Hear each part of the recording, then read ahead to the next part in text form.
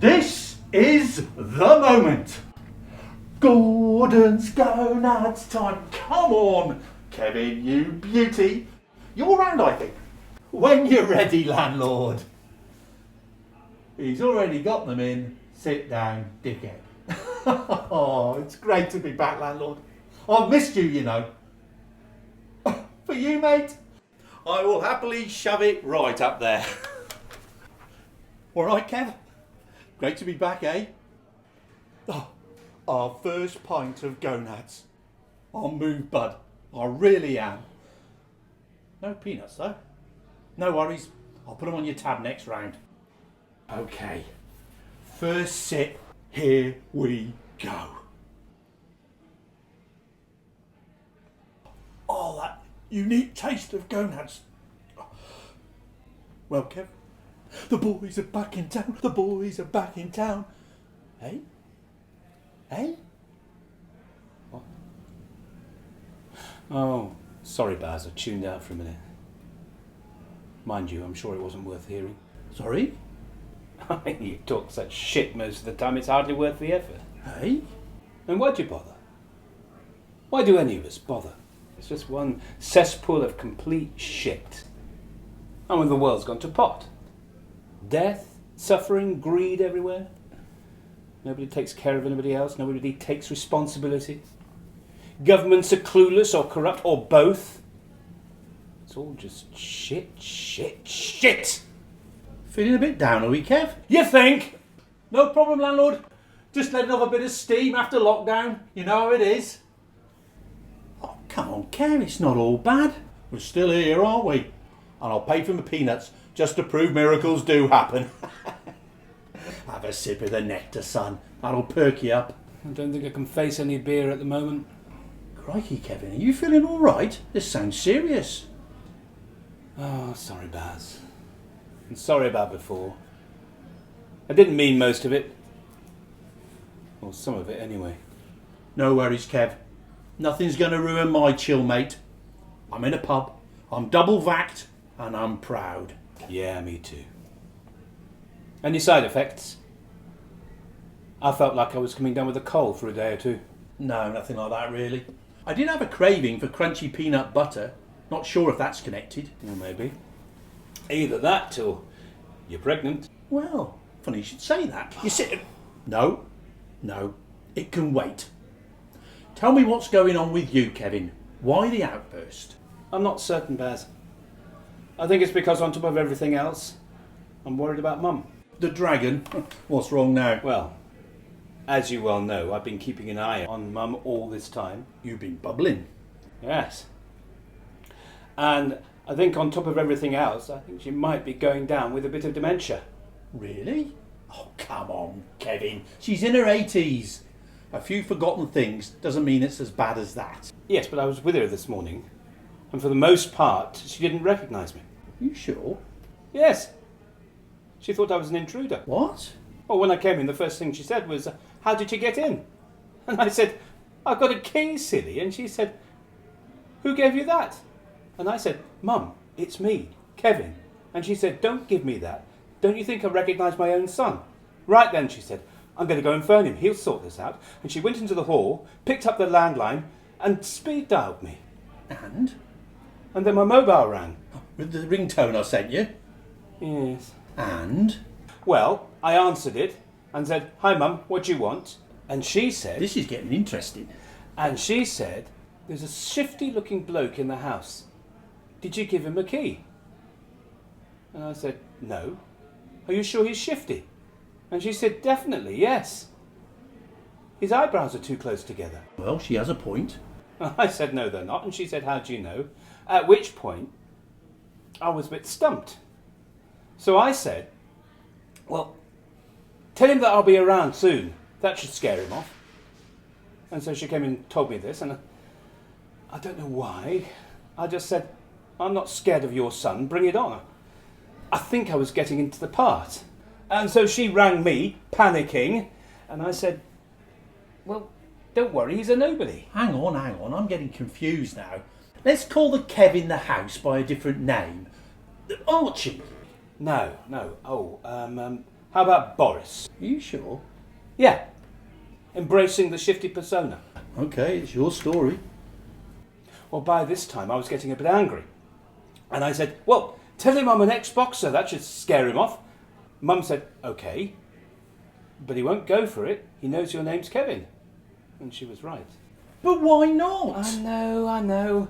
I just didn't think it was true to the character. What, dramatically, you mean? Yes, I didn't think that Boris would kowtow so easily. So how did you resolve it? Well, Boris realised he was in the wrong house. He wanted 34 and this was 43. Bit weak, that, Kev. Oh, I wasn't too happy about it myself. And how did Boris have a key to get in if it was the wrong house? All right, I know. So, Kevin, you finally arrived. Yes. Boris came out of the house, and a moment later I transformed myself into Kevin and went into the house. And then she hugged me, said, thank heavens you're here. I've had a right weirdo in the house. Oh well. No real harm done apart from a feeble plot line. Oh, give us a chance. I had to make it up as I was going along. Just like our government. Yes, and maybe she won't remember and I'll have got away with it. Just like our government. Or I could just pretend it never happened. You keep setting me up here, Kev. Just like... But I don't like lying to my mum. But sometimes it can be for the best. Don't worry, Kevin. Everything will be all right. Really? No, I'm lying, obviously. Oh, you're doing my head in, Baz! To make my point. What was it again? What if this is just the start? What if I can't cope with it on top of everything else? What if I can't deal with it on top of everything else? I can't.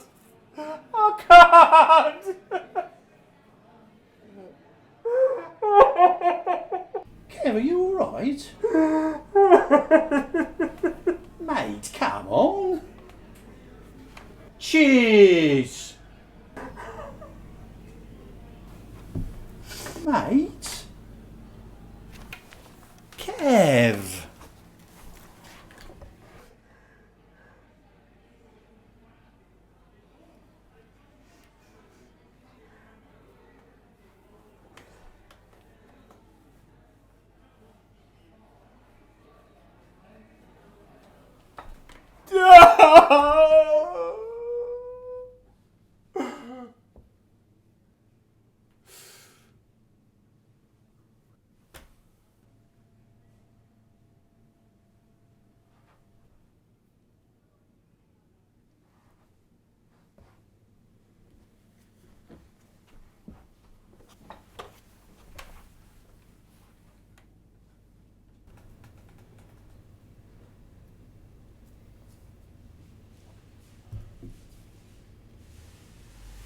Thanks, Baz, I needed that. Yeah, no worries. It all got on top of me. Indeed. It won't happen again. Quite.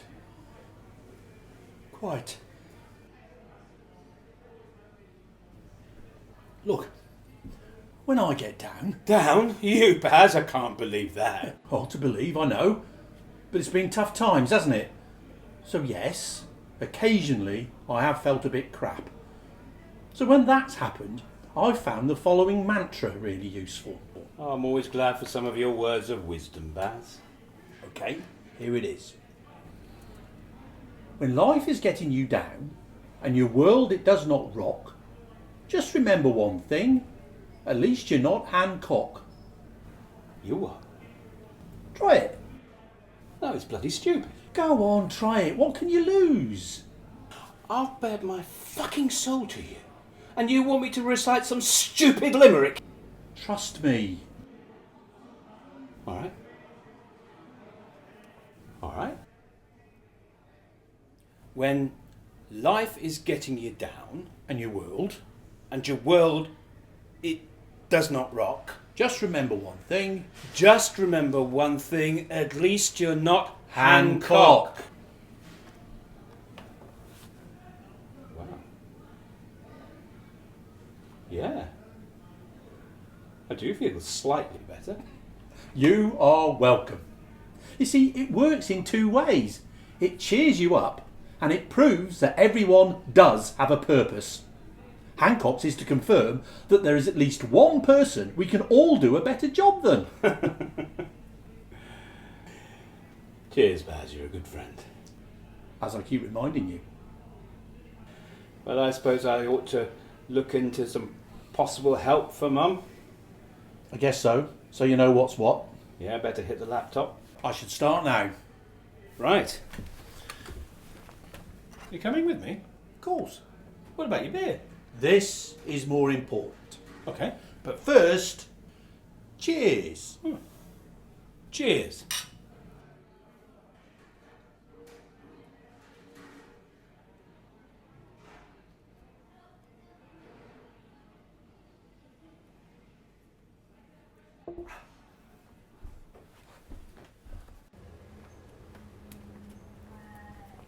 Oh, hang on.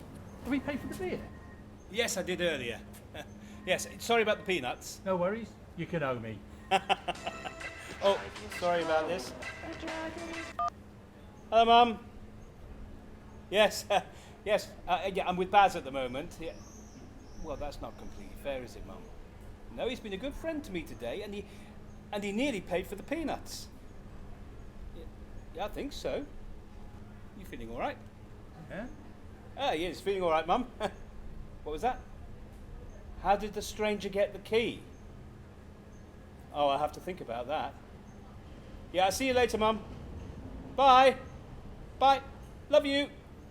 See, she's still got most of her marbles. How am I going to explain that? Not certain. But I'm sure I can think of something. How about he's the delivery man from Tesco's? Mum doesn't shop at Tesco's. Who on a previous visit to the house made a mould of the key using butter. Mum doesn't need butter. So he can sneak back with the Marmite he forgot to deliver earlier. Mum hates Marmite. Kev, you're focusing on the wrong point. There's no point in stalling. I just gotta answer the phone. The dragon is calling. The dragon is calling.